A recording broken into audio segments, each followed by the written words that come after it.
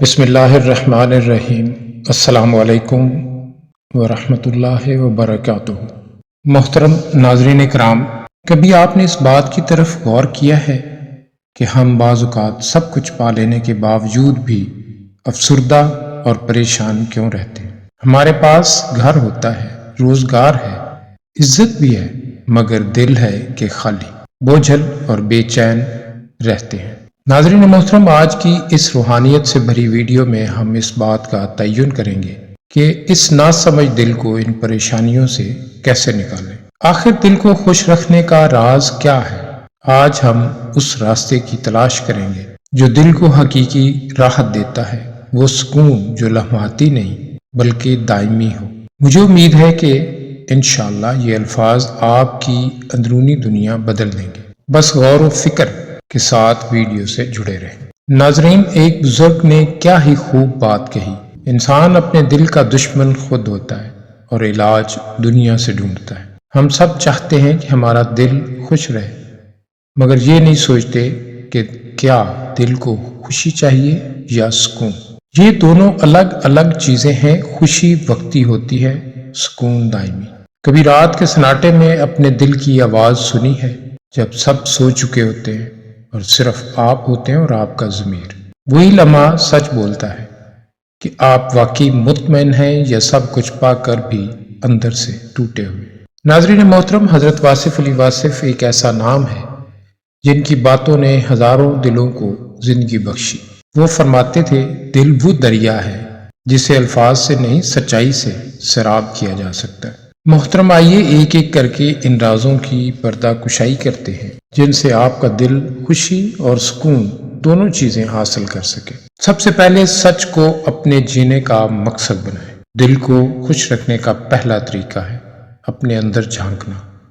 جھوٹ، دھوکہ اور فریب دل کو اندر ہی اندر کھوکھلا کر دیتا ہے۔ جو دوسروں سے جھوٹ بولتا ہے وہ سب سے بڑا جھوٹ خود سے بولتا ہے، اور جب انسان خود سے جھوٹ بولنے لگے تو دل پر پردہ پڑ جاتا ہے۔ پھر نہ نصیحت اثر کرتی ہے نہ عبادت۔ شکر ادا کرنا سیکھیں۔ شکوہ ہمیں آتا ہے، شکر ہم کم کرتے ہیں۔ مگر جو شخص معمولی نعمتوں پر بھی شکر گزار ہو، ایک پرسکون سانس، کھلا آسمان، ماں کی دعا، وہ کبھی دل سے غمگین نہیں رہتا۔ اللہ تعالیٰ فرماتے ہیں، اگر تم شکر کرو گے تو میں تمہیں اور زیادہ دوں گا۔ شکر گزار دل ہمیشہ مطمئن رہتا ہے۔ چلتے ہیں ناظرین اگلے پردے کی جانب۔ امیدیں مخلوق سے نہیں، خالق سے رکھیں۔ ہم لوگوں سے ایسی توقعات لگا لیتے ہیں جو وہ پوری نہیں کر سکتے، پھر دل ٹوٹ جاتا ہے۔ اگر سب کچھ اللہ سے مانگا جائے تو وہ رب ہے جو مایوس نہیں کرتا۔ ناظرین محترم، معاف کرنا سیکھیں۔ جنہوں نے ہمیں تکلیف دی ہم انہیں دل میں بسا لیتے ہیں اور وہ ہر لمحہ ہمیں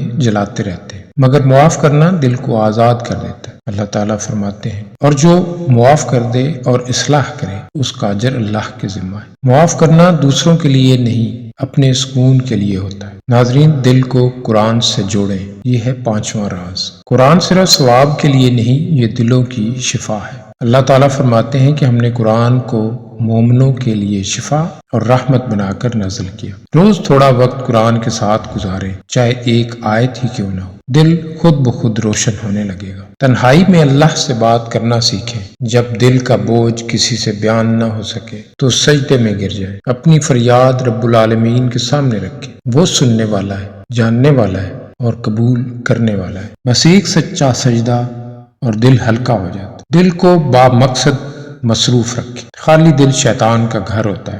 موبائل، سوشل میڈیا اور فضول مشغلے وقتی خوشی دیتے ہیں، مگر بعد میں دل خالی ہو جاتا ہے۔ ایسا کام اپنائیں جو فائدہ دے۔ کسی غریب کی مدد، کسی بیمار کی عیادت، کسی بچے کی مسکراہٹ، یہی اصل خوشی ہے۔ خود کو کم نہ سمجھیں۔